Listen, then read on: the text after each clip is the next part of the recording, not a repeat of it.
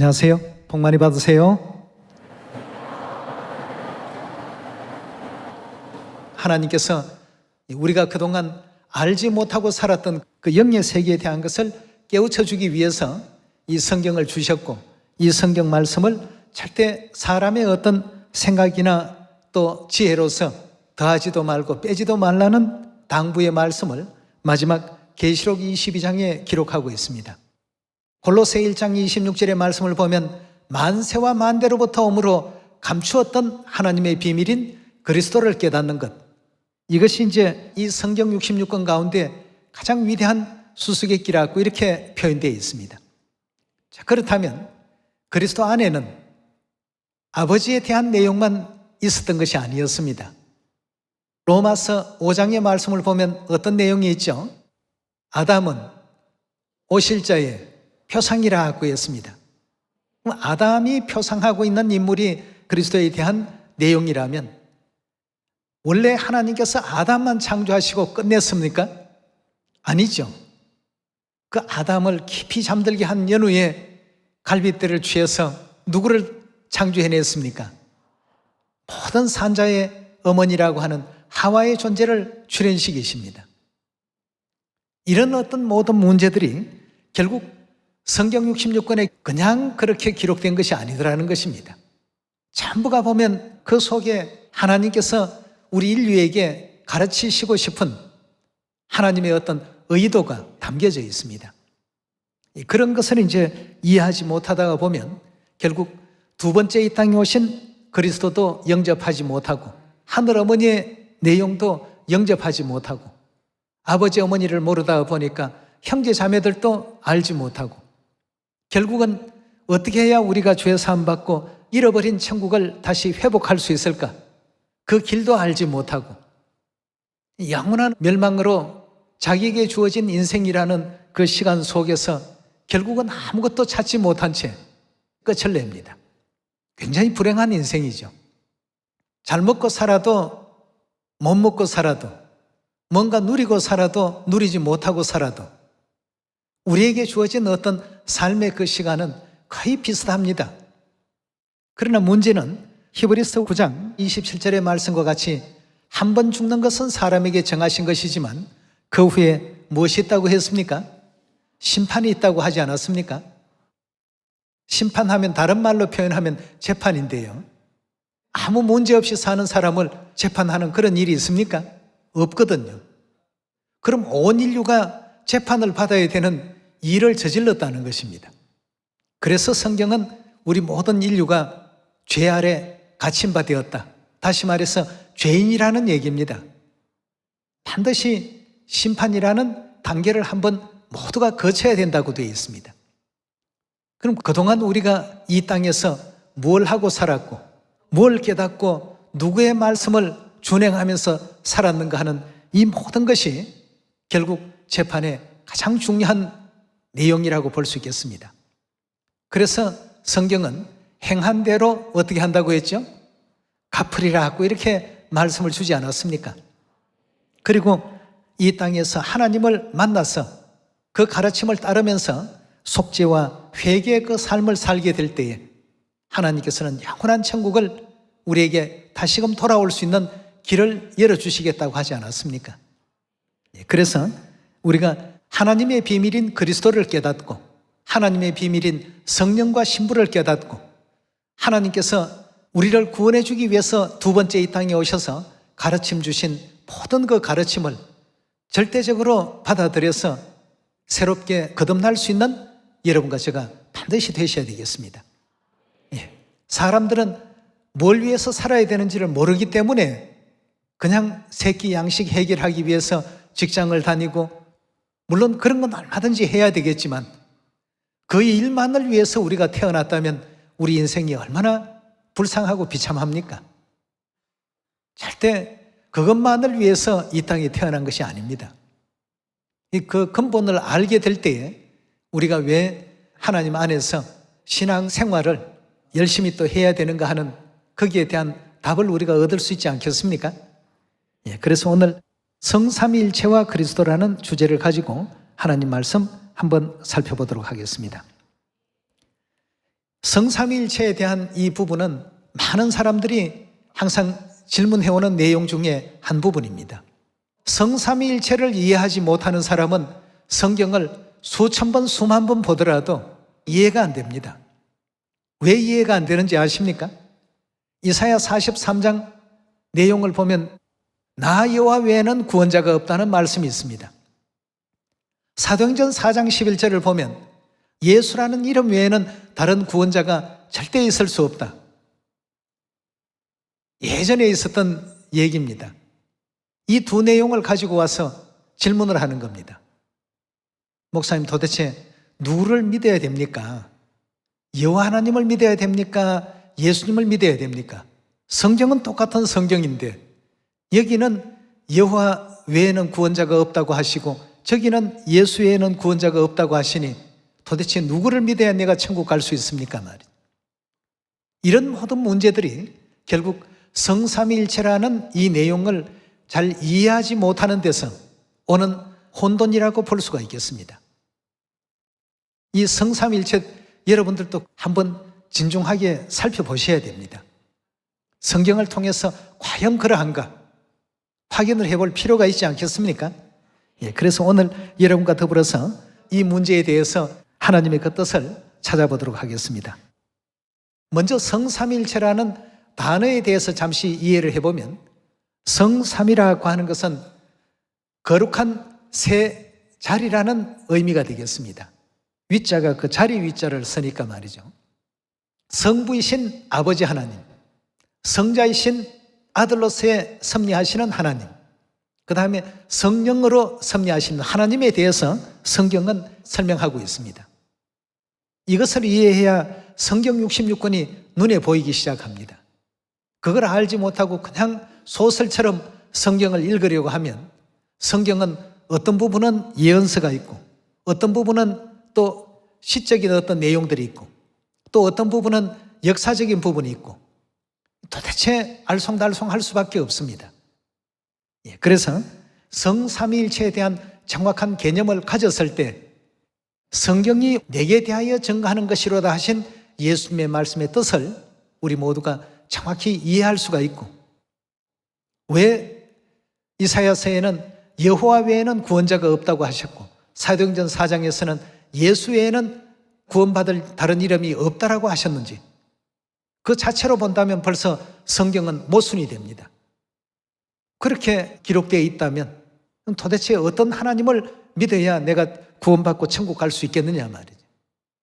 성경 66권은 하나님 말씀인 것은 인정은 하는데 말이죠. 여기에 이제 성삼위일체에 대한 이 내용을 왜 우리가 공부해야 되는지에 대한 필요성이 나타나게 되는 것입니다. 이 내용은 성부, 성자, 성령이 다른 분이 아니라 동일한 같은 한 분이라는 의미가 되겠습니다. 좀 쉽게 표현하면 한 분 하나님께서 세 가지 역할을 했다는 뜻입니다. 아버지의 역할도 하시고 아들의 역할도 하시고 또 성령의 역할도 하시고 성부 따로 계시고 성자 따로 계시고 성령이 따로 계신 것이 아닙니다. 한 분 하나님께서 세 가지 역할을 하셨다는 이런 내용으로 이해하면 그런 모든 문제가 아무런 문제가 되지 않습니다.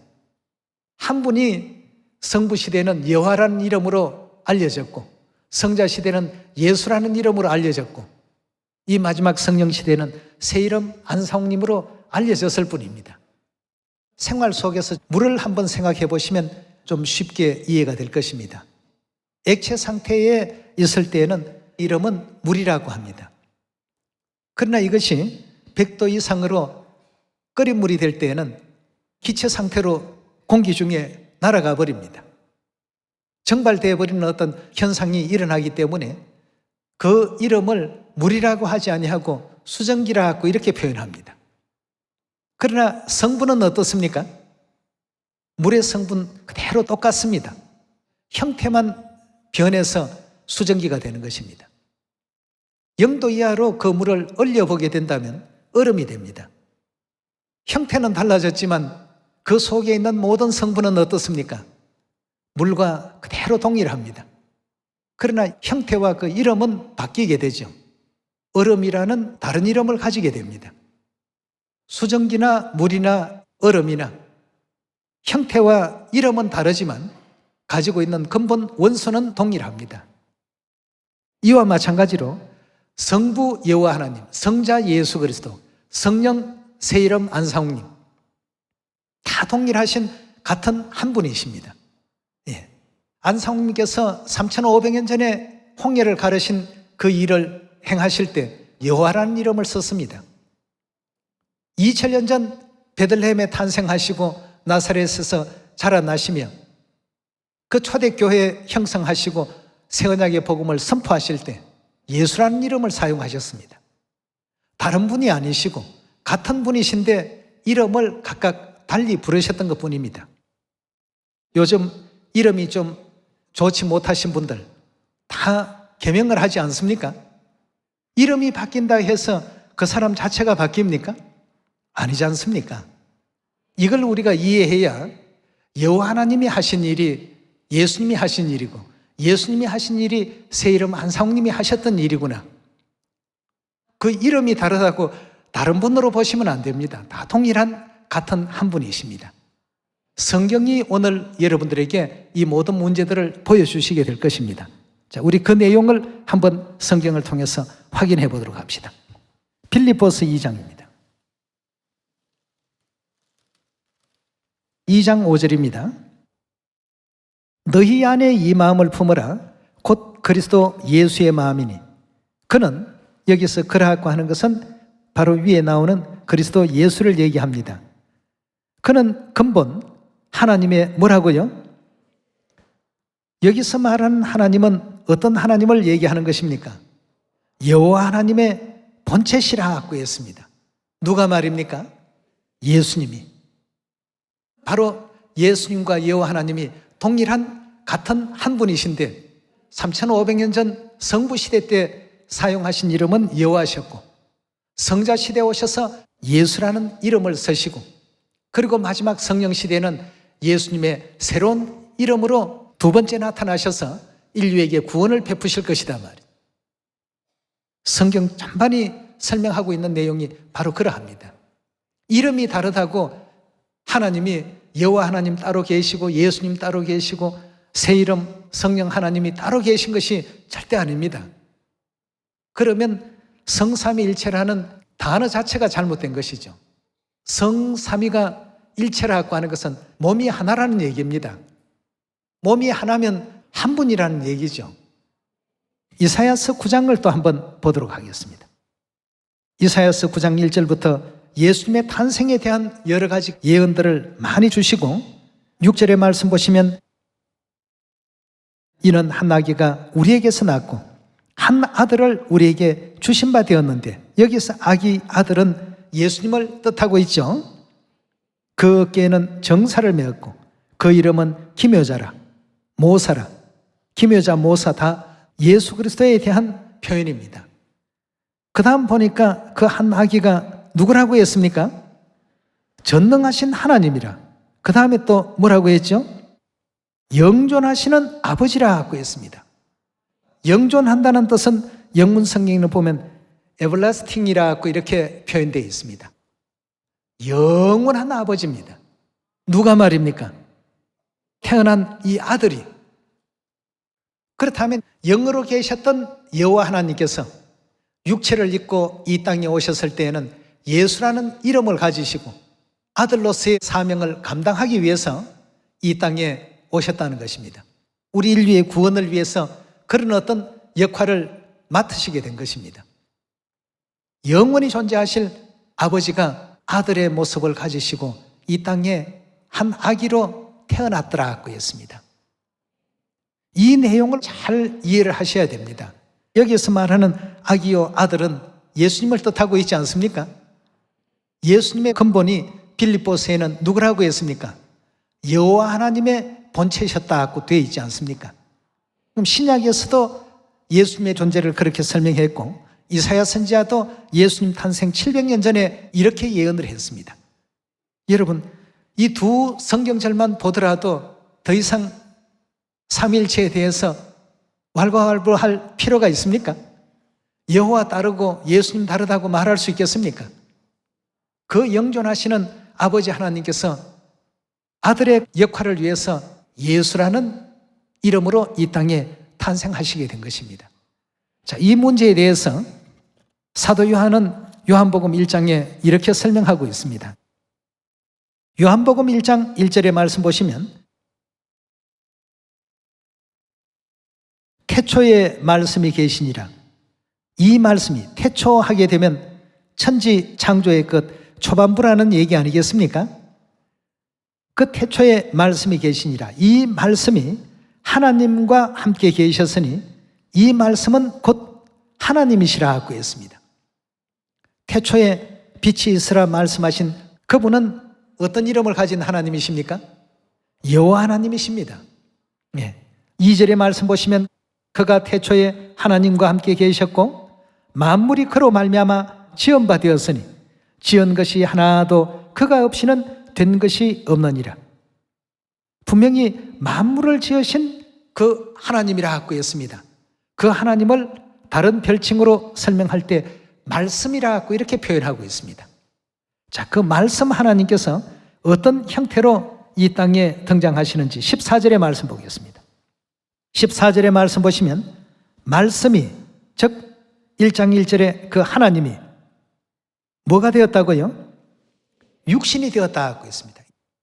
이사야 9장에 이사야 선지자가 분명 영존하시는 아버지 하나님께서 한 아기로 아들의 입장으로 이 땅에 오시게 될 것이라고 예언한 바가 있지 않습니까? 그런데 그 아버지의 이름이 어떻게 바뀌게 되죠? 이 땅에 육체를 쓰셨을 때는 예수라는 이름을 사용하셨습니다. 여호와 하나님과 예수님이 동일한 한 분이십니다. 요한복음 1장 14절의 말씀 보면 말씀이 육신이 되어 우리 가운데 거하심에 우리가 그 영광을 보니 아버지의 독생자의 영광이요 은혜와 진리가 충만하더라.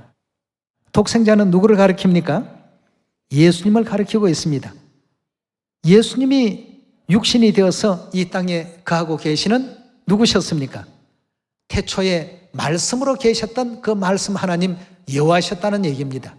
이런 걸 알지 못하고 갑자기 안상욱님 믿으십시오, 새 이름 믿으십시오 라고 하니까 새 이름이 왜 안상욱님이 되지? 왜 안상욱님을 이 시대에 믿어야 되지? 이런 자꾸 이제 오해 아닌 오해가 이제 발생이 되는 것입니다. 2000년 전 예수님께서도 이 땅에 오셔서 복음의 말씀을 전파하실 때 유대인들은 자신들이 믿고 있던 하나님은 여호와라는 하나님이시지 결단코 예수는 될 수 없다라고 대책한 겁니다. 전능하신 하나님께서 영존하신 아버지께서 한 아들로 이 땅에 육체를 쓰시고 오신다는 이사야 9장의 이 중차대한 내용에 대한 것을 깊이 있게 받아들이지 못했기 때문에 한갓 인간 예수로서 그저 목수 요셉의 아들 예수로서 그렇게 그들이 바라보게 된 것입니다. 그 입에 나오시는 말씀이 너무나도 감동이 오고 귀한 말씀인데도 불구하고 그들은 그런 입장에서 배척하게 된 것입니다. 그들이 경외하고 섬겼던 그들의 신을 말이죠. 그 전지전능하신 하나님을 배척하고 또 주먹으로 치기도 하고 또 온갖 그 비방과 저주가 섞인 그런 어떤 모욕적인 언사도 서슴지 않았던 이 모든 이유들이 결국은 이 성삼위일체라는 이 중차대한 이 진리에 대한 것을 그 시대는 잘 이해하지 못했기 때문에 그런 문제들이 발생했다고 볼 수 있겠습니다. 자, 오늘 성경을 우리가 바라보게 될 때 여호와 하나님과 예수님이 같은 동일한 분이라는 사실을 요한복음 1장에서도 충분히 이해할 수 있고 빌립보서 2장에서도 설명해 주셨고 이사야 9장에서도 하나님께서 설명을 이미 많이 해 주셨습니다. 그렇다면 여호와 하나님과 예수님은 같은 동일한 한 분이라는 사실에 대해서 우리가 변론할 다른 어떤 재론의 여지가 없지 않습니까? 두세 정인만 있다 하더라도 다 우리가 믿어야 되는데 성경 곳곳에 이런 말씀들이 너무나도 많이 열거되어 있습니다. 요한계시록 1장이나 또 요한계시록 22장이나 예수님도 나는 알파와 오메가다고 하시고 여호와 하나님께서도 나는 알파와 오메가다 하시고 말이죠. 알파와 오메가라는 뜻은 처음과 나중이라는 뜻 아니겠습니까? 서로 다른 분이시라고 한다면 나중은 같은 어떤 시간대가 될 수 있을지 모르겠는데 시작은 절대 같은 시간대가 될 수 없습니다. 일반 교회에서 삼일체에 대한 내용을 정확하게 정리하지 못할 때 여호와 하나님은 아버지시고 예수님은 그냥 아들이다. 아버지와 아들이 어떻게 시작이 똑같을 수가 있습니까? 그 자체에서 벌써 모순이 생기지 않습니까? 왜 아들이라고 했느냐 하는 이 이유를 분명히 아셔야 되거든요. 근본은 영존하시는 아버지신데 우리 인류의 그 구원을 위해서 그 같은 길을 선택을 하시게 된 것입니다. 요한복음 13장의 말씀을 보면 우리 모든 인류에게 본을 보여주시고 또 그 본대로 행하게 하기 위해서 그렇게 하셨다고 되어 있지 않습니까? 여러분 생각하실 때 예수님이 안식일 안 지키신다고 천국 못 가실까요? 예수님께서 유월절 안 지키신다고 천국 못 가시겠습니까? 그 모든 법은 우리 죄인들에게 필요한 어떤 내용이지 하나님은 치유의 법권적인 어떤 위치에 계십니다. 그건 전부 우리 죄인들을 위해서 하나님께서 죄사함 주시기 위해서 만들어 두신 법이기 때문에 말이죠. 그런데도 예수님께서 뭘 하셨습니까? 안식일도 지키시고 유월절도 지키시고 죄인들의 어떤 지난 모든 죄를 속죄받는 침례도 받으시고 예수님이 침례 받으실 필요 있습니까? 없거든요. 근데 왜 받으셨습니까? 너희에게 행하게 하려 하여 본을 보였노라고 하지 않았습니까? 그래서 여호와 하나님과 예수님은 분명 동일한 한 분이시다는 사실을 충분히 이해할 수가 있는데 마태복음 28장 18절에 보니까 아버지와 아들과 성령의 이름으로 침례를 주라고 하는 이 부분이 딱 걸립니다. 아버지와 아들은 그럼 일체가 맞는데 그럼 성령에 대해서는 어떻게 이해를 해야 될까 말이죠. 아버지의 이름, 아들의 이름, 성령의 이름이 전부 있는데 그 이름들이 같은 한 분 하나님의 이름입니다. 성부 시대 사용하셨느냐, 성자 시대 사용하셨느냐, 성령 시대 그 이름을 사용하셨느냐 이 차이일 뿐이죠. 그래서 여호와 하나님과 성령님, 예수님과 성령님에 대한 이 내용도 이해해 보도록 합시다. 요한일서 2장 1절의 말씀 보겠습니다. 2장 1절의 말씀 보시면 나의 자녀들아 내가 이것을 너희에게 쓰면 너희로 죄를 범치 않게 하려 함이라.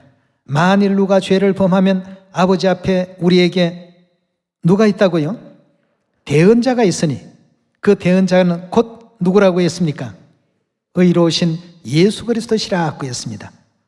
예수님을 요한일서 2장 1절에서는 대언자, 대언자는 난아주 보게 되면 보혜사시라고 했습니다. 예수님과 대언자는 같은 한 분이시죠. 이 대언자에 대해서 요한복음 14장 26절의 말씀 보겠습니다. 26절에 보니까 보혜사 곧 아버지께서 내 이름으로 보내실 성령이라고 했습니다. 26절에 나오는 이 내용을 보니까 보혜사를 가리켜서 성령이라고 하고 있습니다. 요한일서에서는요 대언자를 뭐라고 했습니까? 그 보혜사를 뭐라고 했죠? 예수 그리스도시라고 했습니다.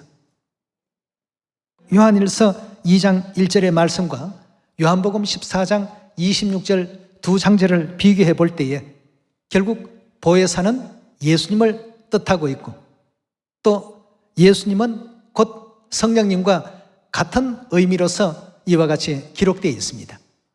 성령님이 바로 예수님이시고 예수님이 바로 성령님이십니다. 이렇게 지금 설명하고 있는 것입니다. 그래서 예수님과 성령님은 절대 다른 분이 될 수가 없는 것이죠. 같은 한 분이시고 그렇다면 여호와 하나님과 성령님은 역시 또 일체가 되어야 되는데 거기에 대한 대목도 확인해 보도록 합시다. 고린도전서 2장입니다. 2장 11절의 말씀 보시면 사람의 사정을 사람 속에 있는 영 외에는 누가 알리요? 이와 같이 하나님의 사정도 하나님의 영 외에는 아무도 알지 못하느니라고 했습니다. 그 하나님의 영이 어떤 영인지 10절에 가서 보겠습니다. 오직 하나님이 성령으로 이것을 우리에게 보이셨으니 성령은 모든 것 하나님의 깊은 것이라도 통달하시느니라 했습니다. 성령은 하나님의 아무리 엄밀한 것이라도 다 아신다는 얘기입니다. 그렇다면 결국 성령님은 여호와 하나님이시라는 의미 아니겠습니까? 결국 여호와 하나님과 예수님이 같은 한 분이시고 여호와 하나님과 성령님이 같은 한 분이시고 예수님과 성령님이 같은 한 분이시다는 얘기입니다. 다시 정리를 하면 여호와 하나님, 예수님, 성령 새 이름 안상욱님 다른 분이 아니라 다 같은 분이십니다. 그러면 예수님 이전 시대에 모세 시대에 홍해를 가르신 분이 바로 누구십니까? 예수님 시대를 중심으로 놓고 생각해 봅시다. 예수님이셨습니다. 물론 여호와 하나님께서 홍해를 가르셨지만 삼위일체론적인 측면에서 보면 예수 그리스도께서 모세 시대 때 홍해를 가르신 그 장본인이셨습니다. 왜죠? 같은 분이시니까. 자, 그 예수님께서 성령 시대 어떤 이름으로 오신다고요? 새 이름 안상욱님이라는 이름으로 이 땅에 또 오십니다. 네. 그렇다면 오늘날 이 시대에 오셔서 누구와 함께 복음의 말씀을 외치시고 우리 자녀들을 불러 모으시고 계십니까? 성령 시대에 오셔서는 성령의 신부 되신 예루살렘 하늘 어머니 함께 모든 백성들아 내게로 오라고 외치시는 입장 아니시겠습니까? 자, 그렇다면 오늘날 이 성령 시대를 기준으로 해서 바라보게 되면 2000년 전에 십자가에 못 박히신 분이 그리스도 안상욱님이십니다. 3500년 전에 홍해를 가르신 분이 누구십니까? 그리스도 안상욱님이십니다. 삼위일체를 이해하지 못한 사람들은 의아해하고 성경에는 여호와께서 그렇게 하셨다고 되어 있는데요. 맞습니다. 그 틀린 말은 아닙니다. 그러나 삼위일체론적인 측면에서 볼 때에는 여호와 하나님이 하신 일이 안상욱님께서 전부 하신 일이었습니다. 또 예수님께서 하신 일이 안상욱님께서 전부 하신 일이었습니다. 이유는 같은 한 분 하나님이시기 때문에 이름만 달리 사용하셨을 뿐인데 사람들은 자꾸 다른 분으로 생각을 하기 때문에 성경 66권의 모든 진리의 가르침이 하나로 연결되지 아니하고 일맥상통하지 못하고 있는 것입니다. 그러나 삼위일체에 대한 이 내용을 이해하면 전부가 다 진실무망하신 하나님의 말씀이라는 사실을 우리 모두가 확인할 수 있지 않습니까? 그래서 여러분들께서 위대한 수수께끼 주인공이 되시는 그리스도 안상욱님 새 예루살렘 하늘 어머니 문제를 이해하고 풀려면 이 삼위일체 이 바탕부터 정확하게 잘 아시고 이 삼위일체에 대해서 혼란과 논란이 생겨서는 절대 안 되는 것입니다. 물이나 수증기나 얼음이나 다 같습니다. 형태가 달라졌을 뿐이죠. 여호와 시대 때 하나님께서 활동하시고 섭리하시던 그 형태와 또 성자 시대 때 이스라엘 나라에 오셔서 복음을 전파하셨던 그 시대에 사용하신 이름과 그 형태와 마지막 성령 시대 동방 땅끝 나라인 이 대한민국에 오셔서 복음 전파를 하시는 이름과 형태는 다를지라도 근본은 다 동일한 같은 하나님이십니다. 이런 어떤 내용을 가지고 그 한 분 하나님께서 전부 이끌어 가시는 구원의 역사였구나 하는 것을 이해하시고 그 새 이름의 주인공은 하나님의 인이 되는 유월절 새 언약 진리를 가지고 이 땅에 반드시 나타나실 것이다. 그 인을 가지고 등장하시는 그분을 보거든 한치의 망설임도 없이 바로 아멘하고 따를 수 있는 하늘 자녀들이 다 되거라. 그렇게 지금 시온에서 길을 인도하고 계시지 않습니까? 아버지 어머니 올바르게 또 믿는 믿음을 가지고 영원한 천국까지 함께 나아갈 수 있는 여러분과 제가 꼭 되시기를 부탁드리겠습니다. 말씀 마칩니다. 감사합니다.